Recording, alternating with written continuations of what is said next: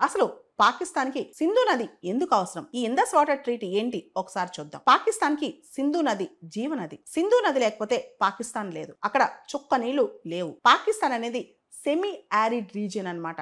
అక్కడ అంత స్థాయిలో ఇరిగేషన్ లేకుండా పంటలు పండవు. అక్కడ మాన్సూన్స్ చాలా తక్కువగా, అంటే వర్షపాతం అనేది అంత సాధారణంగా అక్కడ రాదన్నమాట. అటువంటి పరిస్థితిలో పాకిస్తాన్ లో చాలా ప్రాంతాలు ఉంటాయి. అయితే పాకిస్తాన్ మాత్రం 80% ఇండస్ వాటర్ పాకిస్తాన్ కి వెళ్తాయి. పాకిస్తాన్ లో 80% సాగు భూమి, కల్టిబుల్ ల్యాండ్ అనేది ఇండస్ వాటర్ పైన ఆధారపడింది. అంటే దాదాపు 16 మిలియన్ హెక్టేర్స్ పాకిస్తాన్ లో కల్టిబుల్ ల్యాండ్, 80% సాగు భూమి, 16 మిలియన్ హెక్టేర్స్ ఇండస్ వాటర్ మీద ఆధారపడింది అనమాట. దాంతో పాటు మొత్తం పాకిస్తాన్ ఇరిగేషన్ సిస్టమ్ లో 93% ఇండస్ వాటర్ తోనే ఇరిగేషన్ అవుతుంది. అండ్ పాకిస్తాన్ లో బాగా పండేవి వీట్ కానీ, రైస్ కానీ, షుగర్ కేన్ కానీ, కాటన్ కానీ, ఇవన్నీ వాటర్ గజ్లర్స్. వీటికి నీళ్లు చాలా కావాలి. అంటే వరి పండాలన్నా, గోధుమలు పండాలన్నా, షుగర్ కేన్ పండాలన్నా చాలా నీళ్లు కావాలన్నమాట. దీంతో పాటు పాకిస్తాన్ ప్రజల్లో దాహాన్ని తీర్చాలన్నా కానీ ఇండస్ వాటర్ కావాలి. దాదాపు 237 million people depend on Indus water అనమాట పాకిస్తాన్ లో. అండ్ పాకిస్తాన్ లో major urban centres Karachi, Lahore, Multan, ఈ ప్రాంతాలన్నీ కూడా ప్రత్యక్షంగా పరోక్షంగా